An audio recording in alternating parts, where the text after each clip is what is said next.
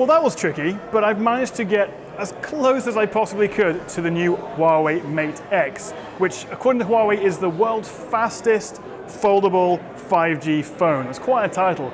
There's about 100 million journalists here scrabbling to get about 5 feet from the device. We can't actually get hands-on. This is as close as we could possibly get. So 3 screens, 5G, it's foldable, it's using a flexible AMOLED, has a whole bunch of cameras, it's using a Kirin 980 processor, that's the same one you get in the HUAWEI Mate 20 Pro, plus a new 5G modem. I don't know what you think, but I'm actually genuinely excited for this. A lot of people aren't sure about whether foldable phones, tablets are gimmicky or actually a next generation device. But what we've seen so far from Samsung's Galaxy Fold and this new Mate X, of which personally I think looks a lot nicer, the bezels are much thinner, you have 3 screens in total, a 6.6-inch main daily driver screen that you're going to use for most of the stuff, a smaller 6.3-inch screen, 6.38-inch screen on the back, which when you're taking selfies or taking someone's photo, they can actually see what their finished photo is going to look like, which is great if you're into your photos. And then you have that full 8-inch screen when it's unfolded. You get that tablet experience.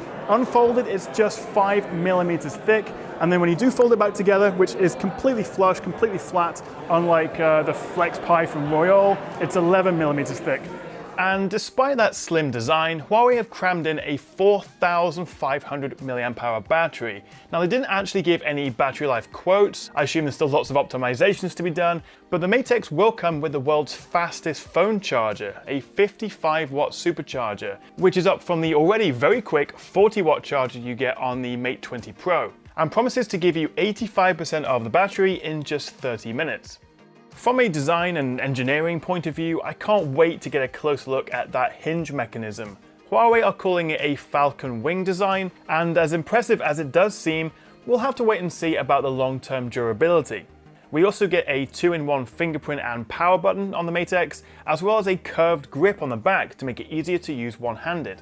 I think Huawei have been really smart with the design, as they've put the power button, the cameras, and that rear grip all together on one edge, meaning that when you do have it opened up in tablet mode, you get a beautiful edge-to-edge screen with almost no bezels. But my first thought was, aren't those outside screens going to get scratched? But Huawei say they will be offering a Mate X cover case that's designed to protect the screens while still making it easy to unfold. So I'm genuinely really excited about the Mate X, but since it is such a different product, I wanted to get the reactions and first impressions of a few of the other guys here at this event. I see like so many phones every year and they're all kind of the same. I think that Mate X is, I'm just going to say it's probably the nicest phone that I've seen. The Galaxy Fold was cool, but just a few days later, this I think is so much nicer. Actually being able to use it as a normal phone, where the Galaxy Fold has that really tiny screen on the front will make a massive difference. Definitely one of the most exciting products that I've ever seen, and I really want to use it more, really want to hold it, really want to fold it, and yeah, just really want one. So I think the challenge for any phone manufacturer is really to be able to take that idea that might sound crazy and or gimmicky and make it practical. Do we really need a phone, a device that can switch between a phone and a tablet? But one thing I'm kind of thinking about is, will this ergonomic grip be helpful? Will it be counterintuitive? Will that make this a better device or a worse device than the Samsung Galaxy Fold? Oh, I own a fair number of jackets, but I'm not as proud of that collection as I am my waistcoats. I believe that is how you say it over here, isn't it? It is, yeah. Good. What do you call it? Vests. Oh, just waistcoats. Okay. One syllable. What do you need? I learned today that a sweater over here is called a jumper. It's a jumper, yeah. Whew. Keep expecting people to be wearing jumpsuits everywhere, which would be fun.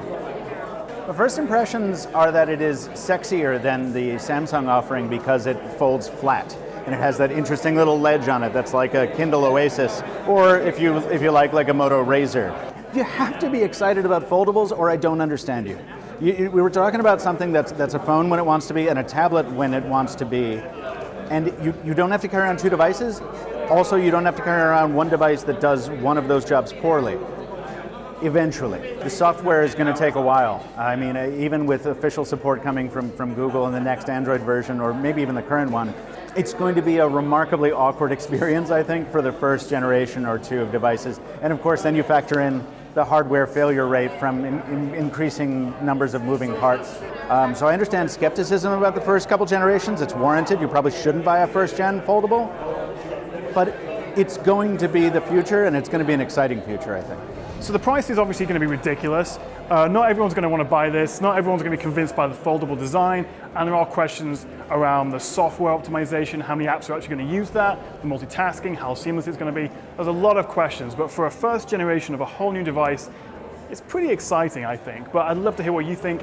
Let me know what you make of the Mate X in the comments below. Hit that like and subscribe button and stay tuned, because as soon as humanly possible, I will get you guys a full review and proper test. Thanks for watching. I'll catch you next time right here on the Tech Chat.